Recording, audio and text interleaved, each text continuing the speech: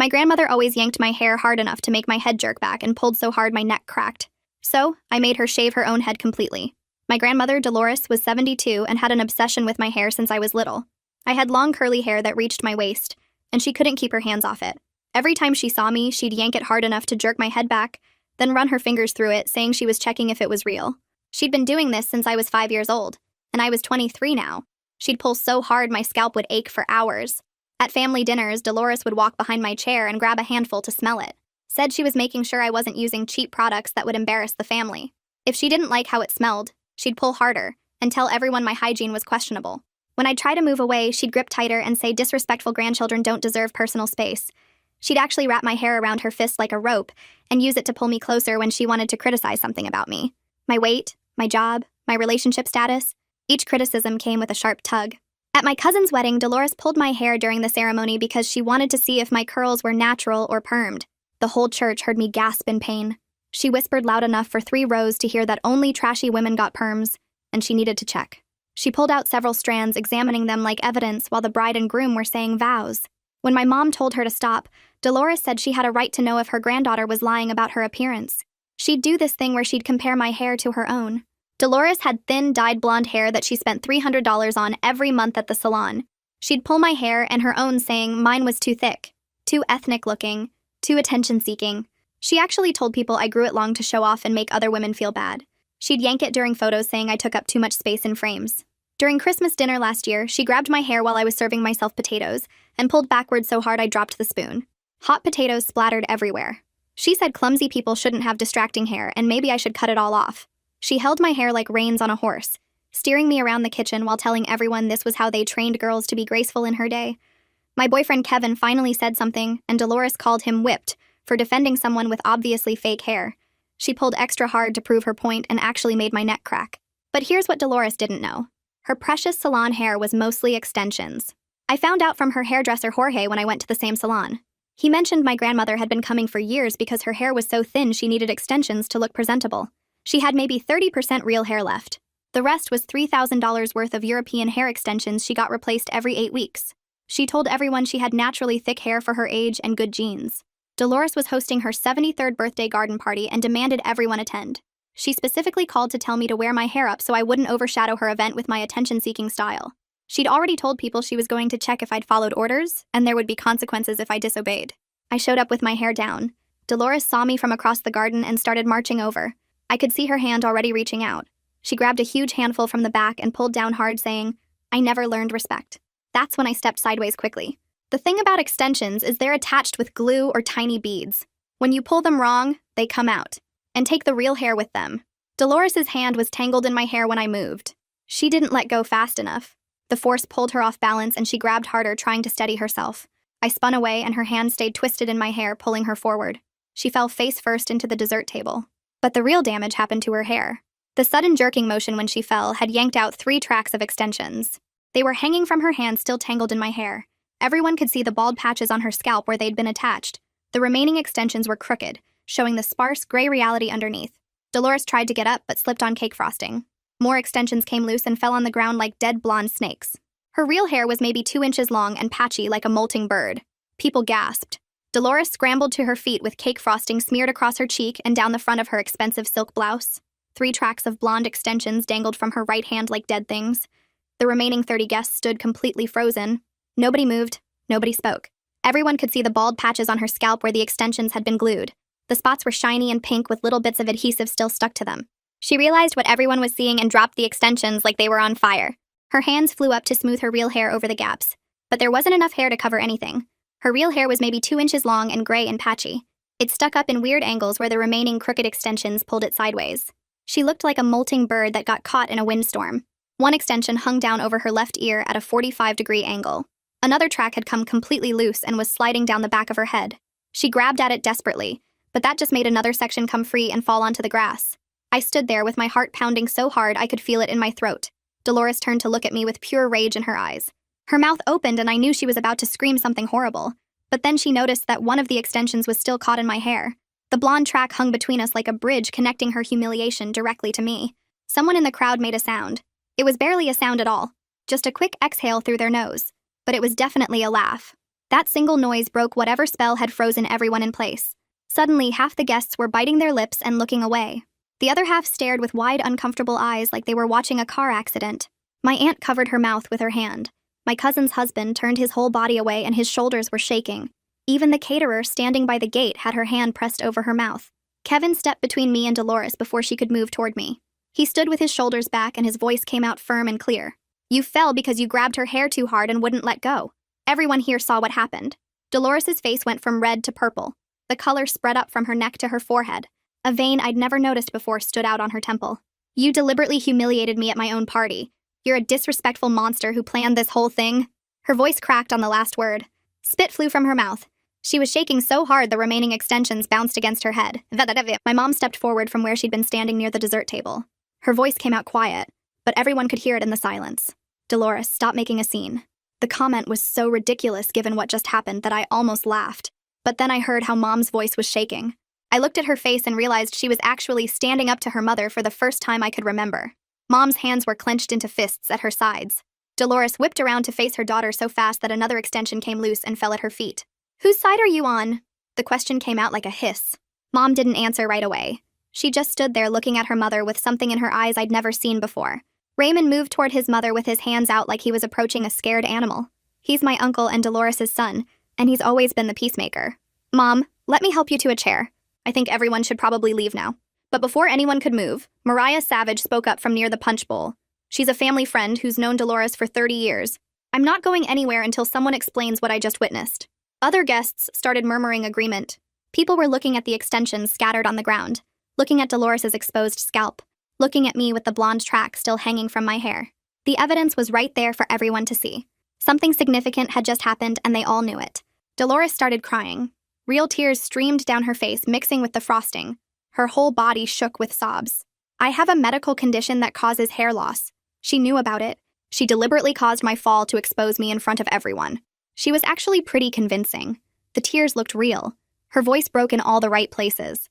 Several people who didn't know her well looked at me with doubt in their eyes. But then Kylie spoke up from the back of the crowd. You pulled her hair during my wedding ceremony hard enough that the whole church heard her gasp. I was standing at the altar and I heard it. Kylie's voice was steady and loud.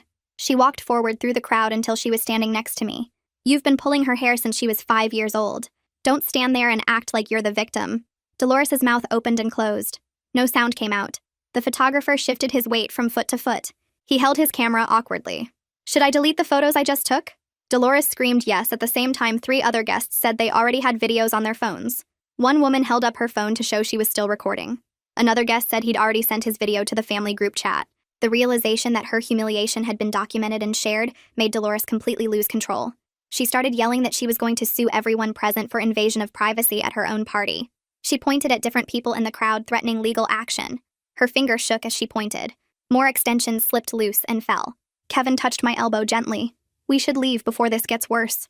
His voice was quiet enough that only I could hear. We started walking toward the gate. My legs felt weird and shaky. As we got to the driveway, my phone started buzzing in my purse. Text after text came through. I pulled it out and saw messages from family members who were still at the party. Kylie wrote that after we left, 5 other relatives admitted Dolores has been physically aggressive with them too. Always disguised as affection or grooming help. Always with the women in the family. My phone kept buzzing as we got in Kevin's car. That night, I couldn't sleep. I lay in bed staring at the ceiling, replaying the moment over and over. The sound of Dolores hitting the dessert table. The gasp from the crowd. The extensions falling like dead snakes. Part of me felt good. After 18 years of having my hair pulled and my scalp aching and my neck cracking, I'd finally been free of her grip. But another part felt horrible. I'd humiliated an old woman at her birthday party in front of 30 people. Even though I didn't plan what happened. Even though I just stepped sideways. Kevin rolled over and put his arm around me. You just stepped sideways. Her own grip caused her fall. You didn't do anything wrong. But the guilt sat heavy in my chest anyway. I kept seeing her face when she realized everyone could see her bald patches. The way she tried to cover them with her thin gray hair. How small she looked covered in frosting on the ground. The next morning, my phone exploded with messages. I woke up to 43 texts and 12 missed calls. Raymond sent a long text calling me cruel and demanding I apologize to his mother immediately. He wrote that she was devastated and humiliated, and it was all my fault. That I should be ashamed of myself for treating an elderly woman that way. But then my mom called. Her voice was thick like she'd been crying. I've been watching her hurt you for years, and I did nothing to stop it. I'm so sorry. I understand if you can't forgive me either. She started crying for real then. I could hear her trying to hold back sobs. I told her I needed some time and hung up. My hands were shaking so hard I almost dropped the phone. Kevin made me tea and sat with me on the couch while I stared at the wall trying to process what just happened. My mom apologized. After 18 years of watching her mother hurt me, she finally said, sorry. Part of me wanted to be angry at her for waiting so long, but mostly I just felt tired. That afternoon, the doorbell rang and I opened it to find Kylie standing there with a woman I barely recognized. She introduced her as her sister Amanda, who I'd only met maybe 3 times at big family events. They came inside and sat at my kitchen table, and Amanda started talking before I even offered them drinks. She said Dolores grabbed her hair at a family photo session when she was 12 and pulled so hard she had a bald spot for weeks. Her mom told her not to make a fuss because Dolores was just being particular about how everyone looked in pictures. Kylie jumped in with her own story about Dolores pinching her arms during dinner parties hard enough to leave bruises. She'd squeeze the soft underside of Kylie's upper arm while smiling and asking about school. If Kylie tried to pull away, Dolores would pinch harder and tell everyone Kylie was so sensitive and dramatic. Amanda said Dolores once told her she was getting fat at a family barbecue and needed to stop eating so much. She was 14 and going through puberty. Dolores said it loud enough for everyone to hear, and then patted Amanda's stomach like she was being helpful. When Amanda started crying, Dolores called her ungrateful for not accepting honest concern about her health. They kept sharing stories for over an hour, each one worse than the last.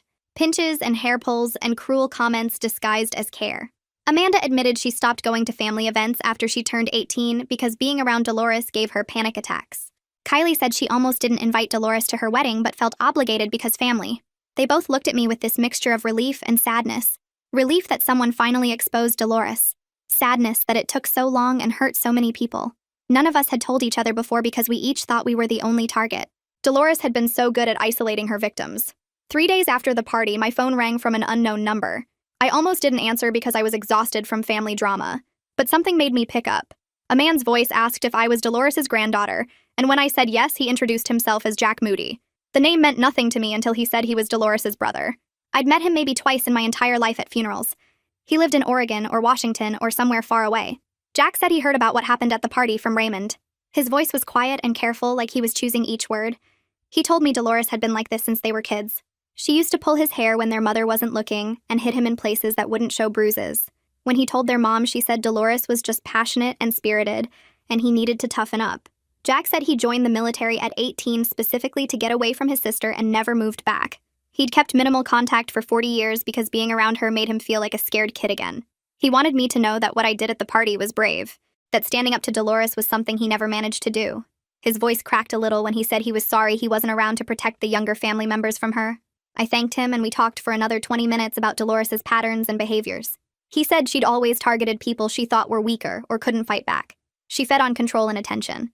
When I hung up, I felt this weird mix of validation and sadness. Validation that I wasn't crazy or oversensitive. Sadness that Dolores had been hurting people for over 60 years and everyone just accepted it as her personality. Kevin was in the kitchen making dinner when someone started pounding on our apartment door. He went to check the peephole and his whole body went tense. He told me it was Raymond and I should stay in the bedroom, but Raymond's voice came through the door yelling my name and demanding to talk to me. Kevin opened the door and told him to leave. Raymond pushed past him into our living room. His face was red and his hands were shaking. He started yelling that I destroyed his mother's mental health and reputation, that she was devastated and humiliated and it was all my fault, that I should be ashamed for treating an elderly woman so cruelly. Kevin stepped between us and told Raymond to get out, but Raymond ignored him completely.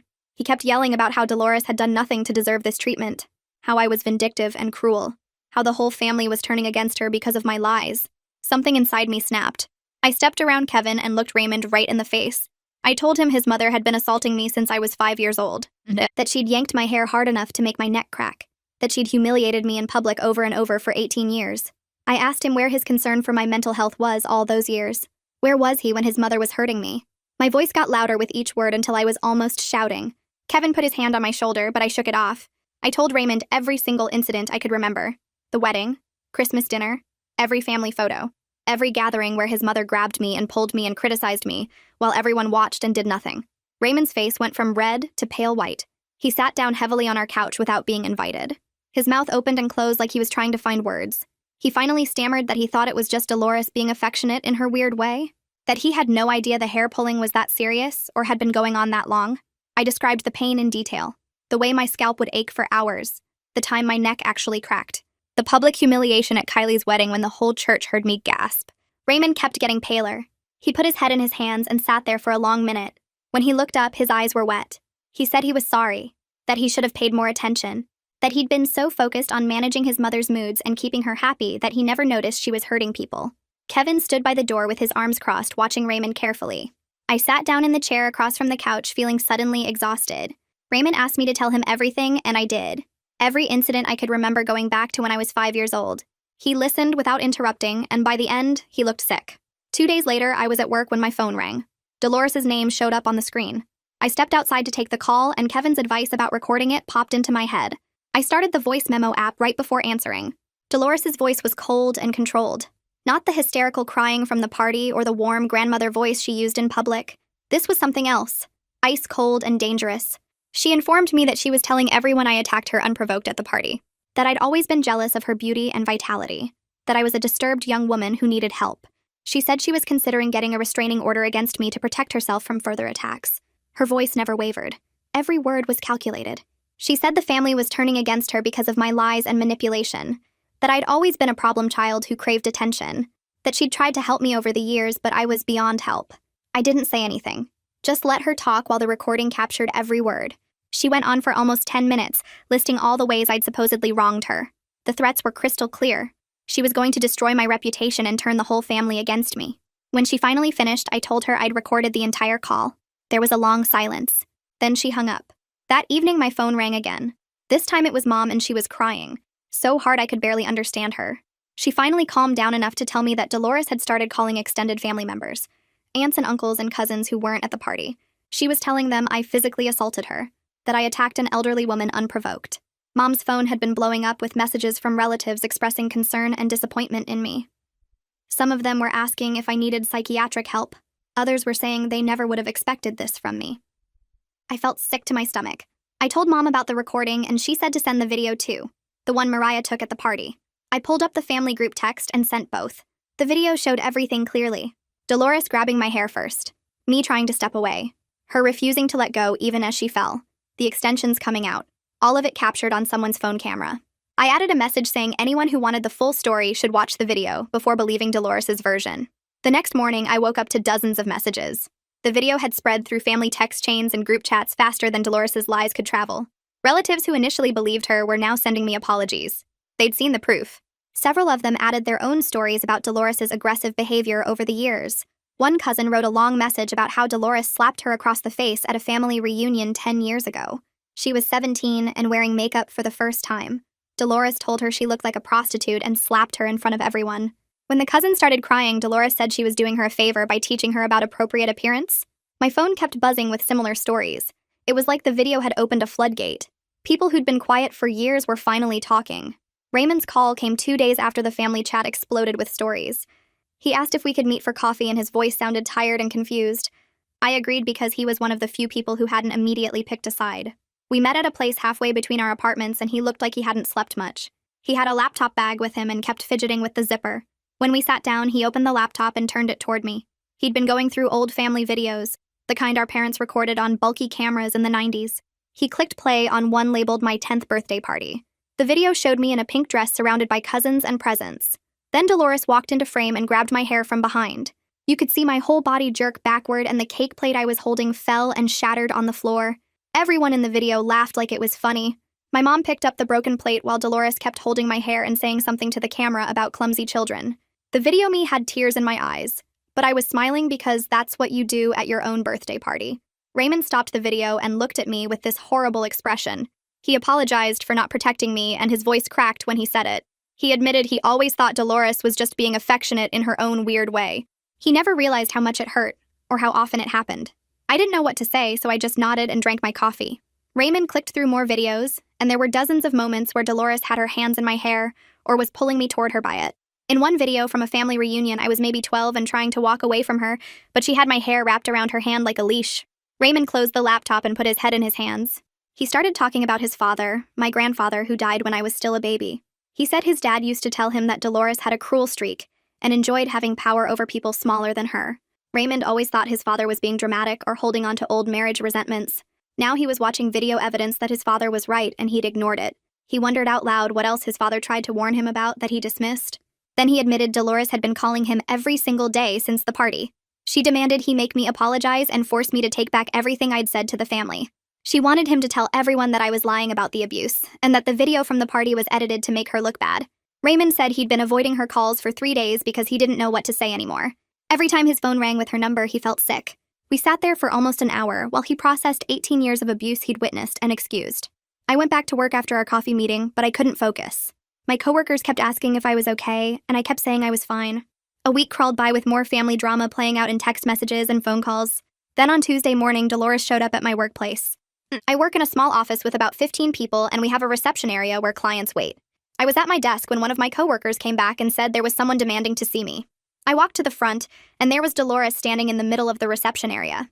She was wearing an expensive wig that looked nothing like her old extensions. This one was shorter and darker and obviously fake. She pointed at me the second I appeared and started yelling about family loyalty. Her voice carried through the whole office. She said ungrateful children who destroy their elders for attention don't deserve successful careers. She said I should be ashamed to show my face in public after what I did to her. My manager came out of her office to see what the noise was about. Dolores turned on her and demanded she fire me immediately for being a liar and an abuser. My manager asked Dolores to leave, but she refused and got louder. She started listing all my supposed crimes against her, including the fake story about stealing from her purse. 2 of my coworkers were standing there watching with their mouths open. Our building security guard finally came up from the lobby after someone called down. He's this older guy named Phil who's always nice to everyone. He tried to talk to Dolores calmly, but she screamed at him that he was enabling an abuser by working in the same building as me. Phil had to physically escort her toward the door while she yelled the whole way. She grabbed onto the doorframe and kept shouting that I'd pay for humiliating her and turning her own son against her. Phil finally got her outside, and she stood on the sidewalk screaming up at the building windows until he threatened to call the actual police. My manager pulled me into her office after Dolores left. I was shaking and embarrassed that my family drama had invaded my workplace. I started apologizing, but my manager held up her hand and asked if I needed to file a police report or get a restraining order. Her concern surprised me because I expected her to be angry about the disruption. Instead, she told me about her own grandmother, who used to lock her in closets as punishment when she was little. She said abusive family members often escalate when they lose control, and I should take Dolores's behavior seriously. She gave me the rest of the day off and told me to take care of myself. I cried in the parking lot because I'd expected judgment but got kindness instead. That evening, Mom showed up at my apartment with a cardboard box. She'd been going through old photo albums at her house and brought them over. We sat on my couch and she opened the first album to pictures of me as a toddler. In almost every single photo, Dolores's hand was tangled in my hair, or grabbing my arm or pulling me close. There were pictures where you could see pain on my face while everyone else smiled for the camera. Mom turned pages slowly and pointed out photo after photo showing the same pattern. Holiday dinners with Dolores's hand in my hair. Birthday parties with her gripping my shoulder hard enough to leave marks. Family portraits where she had me positioned exactly where she wanted me with her fingers twisted in my curls. Mom's hands shook as she flipped through the albums. She admitted she'd normalized the behavior because her own mother did the same thing to her growing up. Dolores used to pull Mom's hair and pinch her and control where she stood and what she wore. Mom thought it was just how Dolores showed love because that's what she'd been told her whole childhood. She apologized for not protecting me better and for teaching me to accept treatment that should never have been acceptable. We both cried looking at those photos and seeing the evidence of abuse that everyone had ignored for so long. Kevin came home while Mom was still there and found us surrounded by photo albums. Mom left after hugging me hard and promising to do better. Kevin and I ordered food, but neither of us ate much. He'd been patient through everything, but that night he finally said what he'd been thinking. He suggested I should cut off contact with any family member still defending Dolores. I argued that it wasn't that simple because these were people I'd known my whole life. He fired back that they'd watched me be abused my whole life and done nothing to stop it. His voice got loud, and I got defensive, and suddenly we were having our first real fight about the situation. I accused him of not understanding how complicated family relationships are. He said I was making excuses for people who'd failed me repeatedly. We both ended up crying because we were stressed and scared about what this whole situation was doing to us and our relationship. I went to bed angry, and he slept on the couch. The next morning, I apologized for snapping at him. He apologized for pushing me to make decisions I wasn't ready for. We agreed that I needed to set boundaries at my own pace, and he needed to trust that I knew what was best for my own healing. The fight actually brought us closer because we learned to communicate about hard things instead of just being supportive and nice all the time. We were learning that real support sometimes meant disagreeing and working through it together. 2 days later, the family group chat exploded again. Dolores had started calling extended family members individually with a new accusation. She claimed I'd stolen money from her purse at the party. She was telling people I took $300 while she was distracted by her fall. This was a complete lie, and several people who were at the party confirmed I never went near her purse. But the accusation was designed to make me look criminal instead of just disrespectful. Requested Reads is on Spotify now. Check out link in the description or comments. She wanted people to think I wasn't just standing up to abuse, but actually stealing from an elderly woman. Some relatives believed her at first, until others pointed out that I'd left the party immediately after she fell, and security camera footage from the venue would prove I never went inside her house. The accusation fell apart fast, but the damage was done because now some people wondered what else might be lies. Then something unexpected happened. Jack Moody, Dolores' brother, who I'd only met twice in my life, flew in from across the country. He called me and asked to meet with several family members at once. We gathered at Raymond's house, and Jack laid out a pattern of Dolores' cruelty going back 60 years. He had stories from their childhood about her hurting smaller kids and blaming them for making her do it.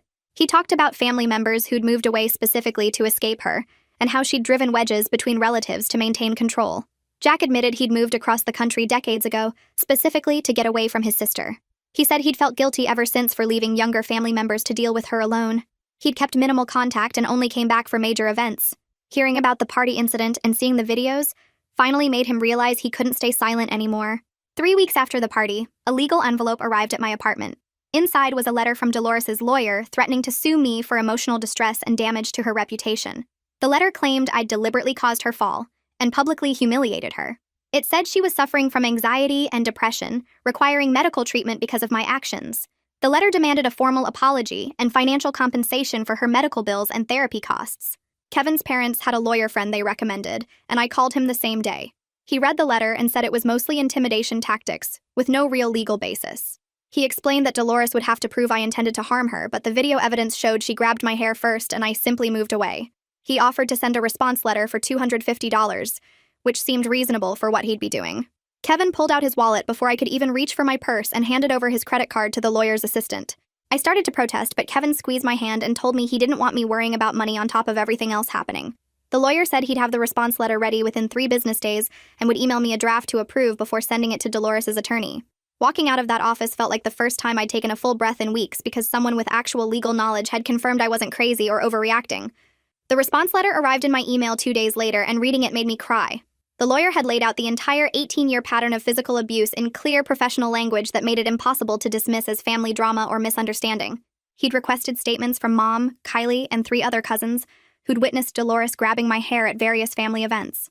Each statement was attached as an exhibit with specific dates and descriptions of what they'd seen. Mom's statement was 3 pages long and included incidents I'd forgotten about or blocked out, like the time Dolores yanked my hair so hard at my 8th grade graduation that I stumbled off the stage stairs. Kylie's statement focused on her wedding and included testimony from 2 bridesmaids who'd heard me gasp in pain during the ceremony. The lawyer had also pulled still frames from the videos people took at the birthday party, showing the exact sequence of events from Dolores grabbing my hair to her falling into the dessert table. The stills made it crystal clear that I'd simply stepped sideways and she'd refused to let go. The letter concluded with a paragraph stating that any lawsuit Dolores filed would result in an immediate countersuit for assault and battery spanning 18 years, and the evidence strongly supported my case. It mentioned that hair pulling causing neck injuries constitutes assault under state law, and multiple witnesses could testify to repeated incidents. I approved the letter, and the lawyer sent it certified mail the next day. Dolores' lawyer must have received it within a week, because the threatening calls and texts stopped completely. Raymond called me 2 weeks later sounding exhausted and told me his mother had backed down from the legal threat after her attorney advised her she had no case. But instead of accepting defeat, Dolores had shifted tactics entirely. She'd called Raymond crying about chest pains and insisted he take her to the emergency room immediately. He'd rushed over thinking she was having a heart attack, but by the time they got to the hospital, her chest pains had mysteriously improved. The doctors ran tests anyway and found absolutely nothing wrong with her heart. Her blood pressure was slightly elevated, but normal for someone her age dealing with stress. The cardiologist who reviewed her results told Raymond that his mother appeared to be experiencing anxiety symptoms, possibly related to recent family conflicts, and recommended she see a therapist to develop better coping strategies. Raymond said Dolores had refused to even consider therapy and insisted the doctor was wrong, that her family's cruelty was literally killing her, and everyone would be sorry when she died from the stress we'd caused. Raymond suggested therapy again when they got back to Dolores' house, and that's when everything blew up between them. Dolores fired him as her power of attorney on the spot, screaming that he'd chosen his ungrateful niece over his own mother. She told him to get out of her house and said she never wanted to speak to him again. Raymond left, but called me the next day asking if we could meet for coffee because he needed to talk to someone who'd understand. We met at the same coffee shop where we'd talked before, and he looked terrible, like he hadn't slept in days. He kept saying he knew his mother had problems and had hurt people, but she was still his mom, and he loved her, and now she'd completely cut him out of her life. I told him I understood that grief, that feeling of losing a parent who's still alive, but refuses to see how their behavior hurts people. We sat there for 2 hours just talking about what it felt like to love someone who caused so much pain and how hard it was to accept that sometimes people you love won't change no matter how much you want them to. Raymond admitted he'd spent his whole life making excuses for his mother and trying to keep peace in the family, and he was finally seeing how much damage that had caused. He apologized again for not protecting me when I was younger, and I told him I forgave him because he'd been conditioned to enable her behavior just like everyone else. Mom called me 3 weeks after the lawyer's letter went out and said she wanted to organize a family meeting for anyone who wanted to discuss how to move forward without Dolores. She'd been talking to other relatives and realized how many people were struggling with the same feelings of guilt, anger, and confusion about what had happened. The meeting was scheduled for a Saturday afternoon at Mom's house, and she made it clear that Dolores was not invited and would not be told about it. I showed up expecting maybe 5 or 6 people, but 15 relatives were crowded into Mom's living room when I arrived. There were cousins I hadn't seen in years, including 2 who'd moved to different states specifically to get away from family drama. Mom had set up chairs in a circle and put out coffee and snacks, like this was some kind of support group, which I guess it was. We went around the circle sharing stories about Dolores, and it was awful and cathartic at the same time.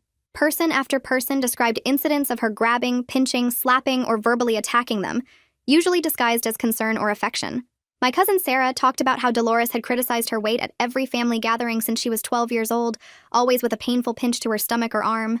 Another cousin described how Dolores had ruined her college graduation by making a scene about her dress being too revealing and physically trying to cover her with a shawl during the ceremony. We cried together as we realized how much of our family dysfunction had centered around managing Dolores's behavior and protecting her feelings while our own pain got completely dismissed. Someone pointed out that we'd all been taught to excuse her actions as just how she was, that she meant well, that we shouldn't take it personally, and we'd internalized that message so deeply that we'd spent years gaslighting ourselves about our own experiences. The meeting took an even more disturbing turn when we started comparing notes about specific incidents and realized Dolores had been playing us against each other for decades. My cousin Jake mentioned that Dolores had told him 5 years ago that I'd said his wife was trashy and embarrassing to the family. I'd never said anything like that and actually liked his wife, but the comment had created tension between us for years. Then Kylie shared that Dolores had told her I was jealous of her wedding and had complained about having to be a bridesmaid. That was completely false and had made things weird between me and Kylie until we'd reconnected after the birthday party incident. Person after person shared similar stories of Dolores telling them that someone else had talked badly about them, creating conflicts that kept everyone divided and suspicious of each other. We pulled out our phones and started going through old texts and emails, finding receipts of her stirring up drama through selective information and outright lies. She'd tell one person that another relative was struggling financially and needed help, then tell that relative that the first person thought they were irresponsible with money. She'd share private information someone told her in confidence, then act shocked when it caused problems. The pattern was so clear once we laid it all out together, and we realized she'd been using these tactics to maintain control by ensuring we never got too close or united against her behavior. Kylie stood up and suggested we all agree to stop keeping Dolores's secrets and start being honest with each other about her behavior going forward. She proposed creating a family group chat without Dolores, where we could support each other and share information freely. Everyone agreed immediately, and we set it up right there in Mom's living room. We named it Family Support and made a pact to be truthful with each other, even when it was uncomfortable. Just having that space felt amazing, like we'd been holding our breath for years and could finally exhale. People started sharing things in the chat that same evening, posting memories and checking facts about things Dolores had told them. The group chat became this safe space where we could be honest about our family without fear of Dolores finding out and retaliating. We shared resources about dealing with difficult family members and setting boundaries. Several people posted articles about narcissistic family dynamics and controlling behavior, and reading them felt like someone had written a manual about our specific situation. Dolores found out about the group chat within a week because someone's notification popped up on their phone during a conversation with her. She lost her mind completely and started making posts on social media about being excluded and abused by her own family in her old age. The posts were written to make her look like a poor elderly woman whose cruel children had abandoned her for no reason. She talked about raising her kids with love and sacrifice, only to be cast aside when she needed them most. Her church friends flooded the comments with supportive messages about ungrateful children and the cruelty of modern families. Dolores screenshot all those sympathetic comments and sent them to family members in individual texts with messages about how strangers treated her better than her own blood. She posted about feeling isolated and unwanted, about crying herself to sleep because her family had turned against her. The posts were manipulative and one-sided, but they were also public, which meant her narrative was spreading beyond just our family. That's when several family members decided they were done protecting her reputation. Kylie commented on one of Dolores's posts with a brief statement about the 18 years of hair pulling I'd endured, including the incident at her wedding. Sarah posted about the body shaming and physical pinching she'd experienced since childhood. Jake shared the story about Dolores lying about what I'd supposedly said about his wife. Within hours, 5 more relatives had posted their own experiences with Dolores's controlling and abusive behavior in the comments of her public posts. The airing of family dysfunction was messy and uncomfortable, and part of me cringed seeing our private pain laid out for everyone to read. But it also meant Dolores couldn't control the narrative anymore. Her church friends started asking questions in the comments, wanting to hear both sides. Some of them began quietly reaching out to family members through private messages, saying they'd noticed concerning behavior from Dolores over the years, but hadn't felt it was their place to say anything. A few people from her church actually apologized for jumping to conclusions and said they hadn't known the full situation. Dolores deleted the original posts, but people had already screenshot them, and the screenshots got shared in our family group chat as documentation of what had happened. 6 weeks after the birthday party, Mom's phone rang early one morning, and it was Dolores. Mom put it on speaker so I could hear since I was visiting for breakfast. Dolores's voice sounded smaller than usual, less commanding. She told Mom that maybe she'd been too rough with me sometimes over the years, but she'd never meant to actually hurt anyone. She said she came from a generation where physical discipline and correction were normal, and she didn't realize people were so sensitive now. The non-apology made Mom's face go red, and I watched her grip the phone tighter. Mom told her mother that this wasn't about sensitivity or generational differences. It was about 18 years of deliberately causing physical pain to a child and then an adult. She said Dolores had been told multiple times to stop and had refused, that she'd laughed off complaints and escalated her behavior when people tried to set boundaries. Dolores tried to interrupt, but Mom kept talking, her voice shaking but firm. She told Dolores that until she could genuinely acknowledge the harm she'd caused without excuses or deflection, their relationship would remain distant. She said she was done prioritizing her mother's feelings over her daughter's safety and well-being. Dolores started crying and hung up, and Mom sat there staring at her phone with tears running down her face because standing up to her mother had taken everything she had. I made an appointment with a therapist the following week. The office was in a small building near the downtown area with beige walls and generic landscape paintings that were supposed to be calming. The therapist was a woman in her 50s named Dr. Chandler, who didn't try to hug me or act overly sympathetic, which I appreciated. She asked me to describe what brought me in, and I told her about the birthday party, the 18 years of hair pulling, the family conflict that followed. She listened without interrupting and took notes on a yellow legal pad. When I finished, she asked how I felt about what happened. I said I didn't know how to feel, that I was relieved Dolores couldn't hurt me anymore, but also sad about losing the grandmother I'd always wanted her to be. Dr. Chandler explained that I was grieving 2 different things at once. The actual grandmother who hurt me and the fantasy grandmother I'd imagined could exist if she just changed. She said both feelings were valid and I didn't have to choose one over the other. That made something click in my brain, like permission to feel complicated things without having to sort them into good or bad categories. Over the next few weeks, Dr. Chandler helped me understand that standing up to abuse didn't make me cruel, and feeling sad about family conflict didn't mean I'd made the wrong choice. She taught me that healing wasn't linear, and some days I'd feel strong and other days I'd feel guilty, and that was normal. The therapy sessions became a place where I could say things I couldn't tell my family, where I could admit I sometimes missed the version of Dolores who existed before the party, even though that version had hurt me constantly. 2 months after the party, Kevin took me to the botanical gardens where we'd had our first date 3 years earlier. We walked through the rose section and he kept acting nervous, fidgeting with something in his pocket. When we reached the fountain in the center of the garden, he got down on one knee and pulled out a small velvet box. He said watching me set boundaries and stand up for myself had made him love me even more because it showed I knew my worth. He wanted to build a life with someone who wouldn't accept mistreatment from anyone, including him. The ring was simple and beautiful, a single diamond on a silver band. I said yes, before he even finished asking the question. We sat on the fountain edge for an hour making plans, and he promised our wedding would have clear boundaries about Dolores. If she attended, there would be rules about her behavior and consequences if she broke them. We agreed we wouldn't let anyone, even family, ruin the most important day of our lives. Kevin kissed me and said he was proud of me for everything I'd survived and everything I'd become. The engagement news spread through the family within hours because my mom called everyone she knew. Most people sent congratulations and excited messages. But the next day, Raymond called and said Dolores had phoned him crying about being excluded from her granddaughter's wedding. She was convinced we weren't going to invite her and that the whole family was turning her into an outcast. Raymond sounded tired when he told me this, like he'd been listening to her complaints for hours. He said he'd tried to explain that her invitation depended on her willingness to acknowledge what she'd done and commit to treating me with respect. Dolores had responded by screaming that she had nothing to apologize for and that I was manipulating everyone against her. Then she'd hung up on him. Raymond apologized for his mother's behavior, and said he supported whatever decision Kevin and I made about the wedding. He admitted he was exhausted from being caught in the middle, but he wasn't going to pressure me to include someone who refused to take responsibility for years of abuse. The conversation made me sad because Raymond was losing his relationship with his mother too, and he hadn't done anything wrong except finally see the truth. 3 months after the party, a letter arrived in my mailbox with Dolores' handwriting on the envelope. My hands shook when I opened it because I didn't know what to expect. The letter was 3 pages long and written in her careful cursive. Most of it was exactly what I expected. She talked about how hurt she was, how the family had abandoned her, how she'd always tried her best to be a good grandmother. She claimed she came from a different generation where physical affection was expressed differently. She said young people today were too sensitive and couldn't handle normal family interactions. But buried in the middle of the second page, between complaints about her loneliness and her health problems, was a single sentence that made me stop breathing. She wrote that maybe she had hurt me sometimes and she was sorry if I felt pain from her actions. It wasn't the full apology I deserved. The word "if" made it conditional, like my pain might not be real or valid.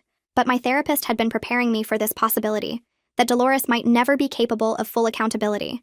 Dr. Chandler said some people can only apologize in small, imperfect ways because true accountability would shatter their self-image. She helped me see the sentence as the most honest acknowledgement Dolores might ever give. It was something, even if it wasn't everything.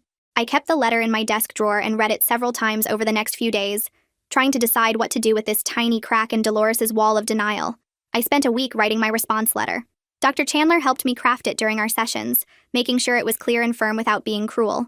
I listed specific boundaries that would need to be in place for Dolores to be part of my life. No touching my hair ever, for any reason. No criticism of my appearance, weight, job, relationship, or life choices. No public scenes or manipulation tactics like crying to get her way or threatening family members. No playing victim or spreading lies about me to relatives. I explained that she could attend family events if she agreed to these terms, but any violation would result in immediate removal and a period of no contact. The letter was direct and businesslike, more like a contract than a personal note. Sending it felt powerful, like I was finally taking control of a relationship that had controlled me for 18 years. I mailed it on a Thursday afternoon and felt lighter walking away from the post office, like I'd set down something heavy I'd been carrying my entire life. Dolores received my letter and immediately drove to Mom's house with it clutched in her hand. Mom called me right after to describe what happened. Dolores had shown up crying and waving the letter around, saying it was cold and legalistic and proved I didn't love her. She demanded Mom talk sense into me and make me apologize for setting such harsh rules. Mom had stood in her doorway and told Dolores that the boundaries were reasonable and necessary. She'd said these were basic expectations for how to treat people with respect and dignity. Dolores had tried the guilt trip approach, talking about how old she was and how she might not have much time left. Mom had responded that age didn't excuse abuse, and Dolores had plenty of time to learn how to treat her family better. Dolores had left angry, getting into her car and slamming the door hard enough that Mom's neighbor came outside to check if everything was okay. But the important part was that Dolores hadn't rejected the terms completely. She hadn't torn up the letter or said she'd never agree. She'd just left angry, which Mom and I both recognized as progress. At least she was considering the boundaries instead of immediately dismissing them. Thanksgiving came 4 months after the birthday party. Raymond offered to host at his house under the condition that everyone agreed to keep things peaceful. He sent out a group text making it clear that anyone who started drama would be asked to leave immediately. Dolores showed up wearing a nice pantsuit and a wig that looked more natural than her old extensions. She was stiff and formal when she greeted me, like we were business associates instead of family. She didn't try to touch my hair or make any comments about my appearance. During dinner, she sat at the opposite end of the table and mostly talked to Raymond's wife about gardening. When someone asked her to pass the rolls, she did it without any passive-aggressive comments. The meal was awkward and tense, with lots of careful conversation and people watching Dolores to see if she'd cause a scene. But nothing bad happened. We ate turkey and stuffing and pumpkin pie and everyone went home without any fights or tears. Several cousins texted me afterward saying it was the first holiday meal without drama in years. The bar was incredibly low, that we were celebrating basic civility as a major achievement, but it still felt like progress, like maybe Dolores was capable of change even if that change was small and grudging. Christmas followed the same pattern. Dolores attended dinner at Mom's house and followed the boundaries without any major violations. She did make passive-aggressive comments about walking on eggshells around her own family and having to watch every word she said. Raymond shut her down quickly, reminding her that treating people with respect wasn't walking on eggshells. It was basic decency that everyone else managed just fine. Dolores pouted and looked wounded, but she didn't escalate into a full scene. She ate her dinner quietly and left early, claiming she was tired. Mom hugged me after she left and said she was proud of both of us for maintaining boundaries even when it was uncomfortable. The holidays felt strange without the usual chaos and conflict. I kept waiting for Dolores to explode or cause drama, but she seemed to be genuinely trying, even if her effort came with complaints and attitude. It wasn't the warm family celebration I'd dreamed about as a kid, but it was peaceful and safe, which felt more valuable. Kevin and I set our wedding date for the following June and sent out save the date cards in January. We included a personal note with Dolores's invitation, reminding her of the boundaries we'd established. The note was polite but clear, stating that any violation of the agreed terms would result in her being escorted out by security. We weren't taking chances on our wedding day. A week later, an envelope arrived with Dolores's RSVP card marked yes and a check for $500. The check memo line said engagement gift in her careful handwriting. Kevin thought it was her way of trying to buy back goodwill and favor. I agreed but decided to accept it as a peace offering anyway. We put the money toward our venue deposit and I sent her a thank you card acknowledging the gift. It felt transactional and weird, like we were negotiating a business deal instead of building a family relationship. But transactional and weird was better than violent and abusive, so I took it as progress. My hair had always been wrapped up in my relationship with Dolores, tangled in 18 years of pain and control. After the wedding planning started, I looked at myself in the mirror and realized I'd been growing it long, partly because cutting it felt like letting her win. I made an appointment at a nice salon downtown, not the place where Dolores got her extensions done. The stylist was a young guy with blue streaks in his hair who asked what I wanted. I told him to cut off 6 inches and shape it into something that felt lighter. He worked for an hour, cutting and styling while we talked about normal things like music and weekend plans. When he finished and spun my chair around to face the mirror, I barely recognized myself. My hair still reached past my shoulders, but it had movement and shape instead of just hanging heavy down my back. I felt physically lighter, like I'd been carrying extra weight and finally set it down. I took a selfie in the salon chair and posted it to social media with a simple caption about trying something new. Within an hour, family members were commenting with supportive messages and heart emojis. I scrolled through the comments looking for Dolores's name and didn't find it. She hadn't liked or commented on the post at all. Her silence felt like the biggest victory, proof that she was learning to keep her opinions about my appearance to herself. My hair was mine again, finally free from her hands and her control and her obsession. I ran my fingers through the shorter length and smiled at my reflection, recognizing the person looking back at me for the first time in years. 6 months after the party, Raymond called me on a Tuesday afternoon while I was at work. His voice sounded different, lighter somehow, like he'd been carrying something heavy and finally set it down. He told me Dolores had started seeing a therapist at her doctor's insistence after her blood pressure spiked during a routine checkup. The doctor apparently asked about stress, and Dolores broke down crying in the exam room, admitting she couldn't sleep and felt anxious all the time. Raymond said the doctor wrote a referral right there and told Dolores her health depended on dealing with whatever was causing the anxiety. She's going once a week now, though Raymond doubted she was being completely honest with the therapist about her behavior. Still, the fact that she showed up to appointments at all meant something had shifted. He said Dolores mentioned the therapy helped her understand that losing control of family relationships was making her physically sick. I thanked Raymond for telling me and we hung up. The news sat strange in my chest. Not quite hope, but not quite indifference either. 3 weeks later, one of my younger cousins had a birthday party at a restaurant downtown. I almost didn't go because I knew Dolores would be there, but Kevin convinced me that hiding from family events meant she still controlled my choices. We arrived late and found seats at the end of the long table they'd reserved. Dolores sat near the middle, wearing a nicer wig than the one from Thanksgiving, this one a natural brown color that actually suited her. She glanced up when we sat down, but didn't say anything. The dinner went normally with people passing dishes and talking about work and kids. Then Dolores got up to use the bathroom and stopped behind my chair on her way back. My whole body tensed waiting for her hand to reach out. Instead, she leaned down slightly and said my hair looked pretty today, then kept walking to her seat. The comment was so brief and awkward that I almost thought I imagined it. But Kevin heard it too and squeezed my hand under the table. It was the first positive thing Dolores had said about my appearance in 23 years without adding a criticism or touching me. I turned in my seat and said thank you, and she nodded once before picking up her fork. We both went back to our meals like nothing major had happened, but my heart was beating fast. 2 months later, Kevin's parents hosted an engagement party for us at their house. They have a big backyard with string lights and a patio, and his mom went all out with decorations and food. We invited both sides of the family, which meant Dolores got an invitation with the same boundary reminder we'd been including on everything. She RSVP'd yes and showed up on time wearing a floral dress and the brown wig.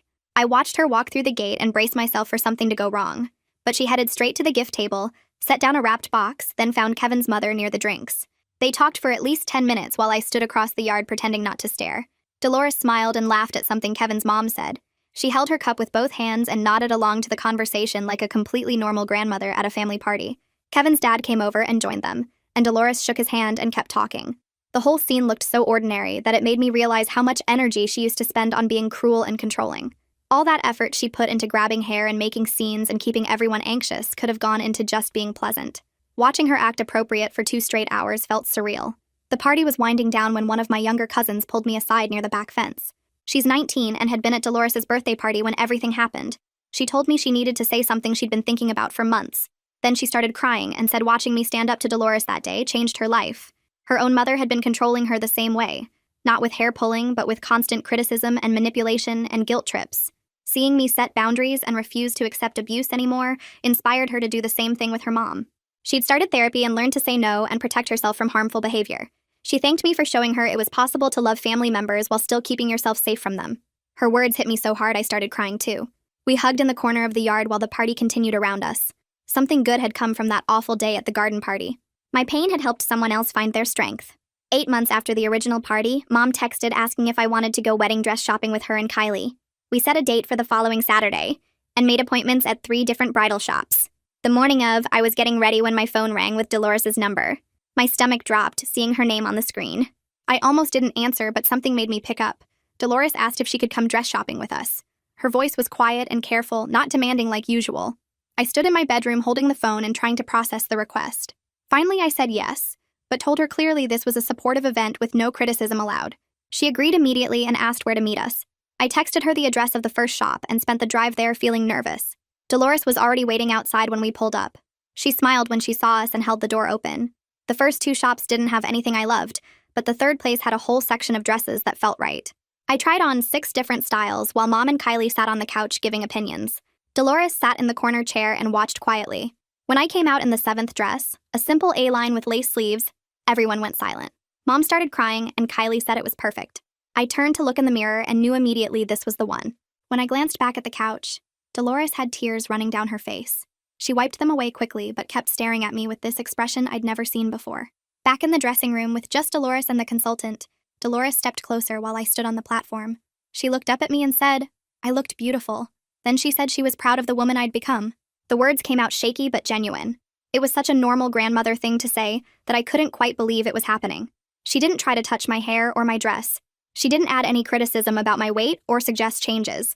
For 2 whole hours at that bridal shop, I got to experience what having a kind grandmother might feel like. The consultant pinned the dress and took measurements while Dolores asked appropriate questions about the timeline and alterations. She offered to pay for my veil when we picked one out, and I let her because the gesture felt sincere. Walking out of that shop with my dress ordered and Dolores acting normal felt like stepping into an alternate universe where our relationship had always been healthy. The progress wasn't perfect or consistent after that. Dolores still had moments where her old patterns tried to surface, and someone had to remind her of the boundaries. At a family cookout in July, she reached for my hair while we were standing near the grill and caught herself halfway through the motion. Her hand froze in the air for a second before she pulled it back and apologized. Raymond was standing right there and gently told her she needed to be more careful. She got defensive and said she was just going to fix a piece that was sticking up, but then she stopped arguing and walked away to calm down. The frequency of these moments decreased over time. By August, she could be around me for whole events without any boundary violations. She was learning slowly that maintaining relationships required respecting other people's comfort and not just her own desires. Some family members stayed distant from her even with the changes. 2 of my cousins refused to attend events where she'd be present, and Dolores had to accept that those were consequences of years of harmful behavior that couldn't be fixed with a few months of therapy. My wedding day arrived in June with clear skies and perfect weather. I got ready in a suite at the venue with Mom and Kylie and my bridesmaids. My hands shook while the makeup artist worked on my face because I kept thinking about everything that had led to this moment. The ceremony started at 4, and I walked down the aisle holding my stepdad's arm while Kevin waited at the altar. Dolores sat quietly in the 3rd row wearing a tasteful navy dress and her natural-looking wig. She didn't try to control anything or make the day about her.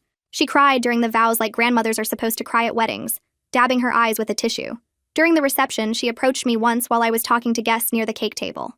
She said congratulations and that she hoped I'd be happy, then returned to her assigned table without lingering or demanding attention. It was the most appropriate she'd ever been at a family event. I watched her sit back down and talk to the relatives at her table like a normal person, and the absence of drama felt almost as significant as the wedding itself. Kevin and I danced our first dance as a married couple to a song we'd picked months earlier. The DJ's lights swept across the reception hall, and I could see all our family and friends watching from their tables. Mom was crying happy tears and wiping her face with her napkin. Raymond stood near the bar, smiling proudly and raising his glass. Even Dolores looked content sitting at her table with her hands folded. The absence of drama and tension made the celebration feel lighter and more joyful than any family gathering I could remember. No one was walking on eggshells or bracing for Dolores to cause a scene. Everyone was just present and happy and celebrating with us. Kevin spun me around and I laughed, and the sound echoed through the hall, mixing with the music and conversation. This was what family events were supposed to feel like. 6 months into our marriage, Kevin and I hosted Thanksgiving at our new house. We'd bought a small place with a yard and spent weeks getting it ready for company. I cooked for 2 days straight, making turkey and sides and pies. Dolores showed up on time carrying a pumpkin pie she'd made herself. She handed it to me at the door and asked where I wanted her to put her coat. The whole day went smoothly with everyone eating and talking and playing games in the living room. Dolores followed all the boundaries without complaint. She didn't touch my hair once or make any critical comments. She helped clean up after dinner and thanked us for hosting before she left. She wasn't the warm, loving grandmother I'd wished for as a child. She didn't hug me or tell me she loved me or ask about my life with genuine interest. But she was learning to be respectful and appropriate, and that felt like enough. I'd learned through therapy and time that sometimes the best outcome isn't perfect reconciliation, but peaceful coexistence with clear boundaries. Dolores would probably never fully understand the damage she'd caused or take complete responsibility for 18 years of abuse. But she was trying to be better, and I was learning to accept the relationship we actually had instead of mourning the one I'd never get. Standing in my kitchen that night washing dishes with Kevin, I felt genuinely okay with that. So yeah, that happened. I don't even know how we got here, but thanks for sticking around. This honestly feels more like a late-night chat than a video.